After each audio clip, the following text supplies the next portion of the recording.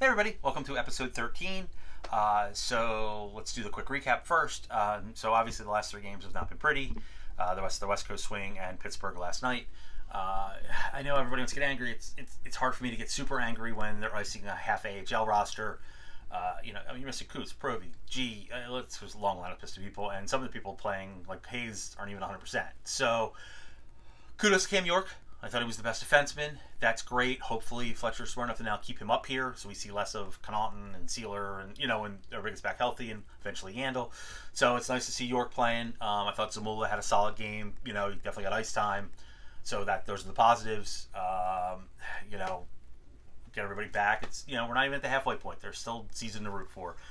So let's see what happens with that. And then focusing back on, so this is episode 13. So shout out to Kevin Hayes, who, had a difficult offseason, had surgeries, but he's gotten it out and playing, and that's what Flyers do. They play hurt, they play injured, they do their best.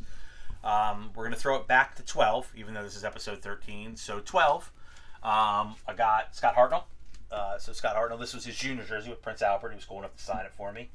Great story. So he was wearing wearing the C in juniors, and when I got this signed, it was Scotty Hartnell and Kimmo Timonen were hanging out.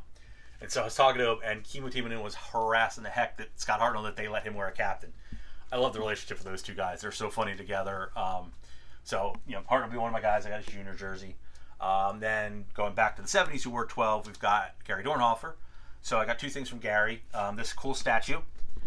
So this was given out to season ticket holders. It commemorates his goal in 73 when he scored on the Minnesota North Stars. And before I ever got the statue, I got this cool signed black and white photo. Same thing. You could see him scoring the goal. Awesome face mask on the Minnesota goalie. So those were big moments in early Flyers history. So that's the 70s. So now let's go to the 80s. And so everybody always, if you're a Flyers fan, you kind of think of a player when it comes to a number and pick your favorite. When it comes to 12, I am split right down the middle on who's my favorite player. I just cannot decide. So my dad's favorite player after the Bullies retired was Tim Kerr. So I obviously love Timmy. So Tim Kerr, number 12. Cool enough to sign it. Had to take this down off the wall, so it's plastic protected from dust. Tim Kerr, Mr. 50 goal scorer. You've also seen him on my 50 goal scorer pieces. For younger fans who don't know, Tim was a mountain. He stood in front of that goal. You could not move him, and he banged home pucks with the sweetest set of hands ever. Great reflexes. Just scored it well. So I got Tim Kerr there. I also have just a regular Tim Kerr puck where he signed 4-time 50 goal scorer. And then I also have another puck where it's signed by him, Brian Propp, and Dave Poulin. They were aligned together in the 80s, and a fantastic line. So I love that I got all three of them together for that one. And then for younger fans, and the next decade generation here, we've got, of course, when you think of 12, you got the great Simone Gagne. Man, could they use this guy now? What a shooter! Great wheels. We all love Gagne. So got this 12, got him on the third jersey. I had Ash, wanted another third, and ended up getting Gagne on it. Man, how much fun were him and Peter Forsberg to watch. So I also got Gagne from when he retired. So it came pre-signed, but I got him to sign it real big from the one in 2015. I also got him, I got his McFarlane. There's another jersey Gagne wore. He was here through a lot of jersey changes. And then I also got his bobblehead, and which he was cool enough to sign for me down there. So I got Simone's bobblehead.